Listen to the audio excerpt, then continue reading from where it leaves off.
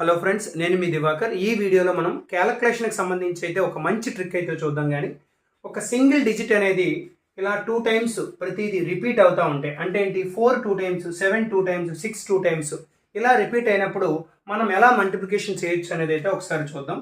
First ఏం చేయాలంటే 4 6 ఎంతండి, 4 6 24 24 కాబట్టి 2 4 ముందు వేసేసి సో ఈ 2ని 4ని యాడ్ చేయండి. 2 4 కలిపితే ఎంత అండి, 6. దీన్ని సెంటర్లో రాసేయండి, అంతే అయిపోయింది. చూడండి 7 3 7 3 21 2 1 ఇక్కడ వేసేసుకొని ఈ 2 1 యాడ్ చేస్తే ఎంత అవుతుందండి, 3 అవుతుందంటే 231 మన ఆన్సర్, అంతే అయిపోయింది. సో ఈ క్వశ్చన్కి ఆన్సర్ అయితే మీరు కామెంట్ సెషన్లో కామెంట్ చేయండి.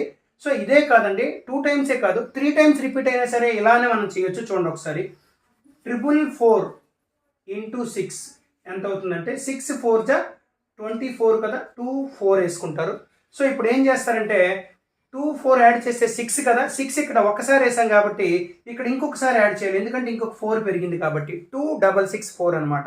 అదేవిధంగా ఇది కూడా. సో దీని ఆన్సర్ ఎంత అవుతుంది, అప్పుడు 2 3 3 1 అవుతుంది, అంతే కదా. ఎందుకు, ఇంకొక 7 పెరుగుతుంది కాబట్టి. అంటే ఏంటంటే 777 ఇంటూ 3 ఎంత అవుతుందంటే 2 3 3 1 అవుతుంది అనమాట. ఓకే, నేను చెప్పినటువంటి ట్రిక్ మీకు నచ్చింది అనుకుంటున్నాను. నచ్చినట్లయితే లైక్ చేసి ఫాలో చేయండి.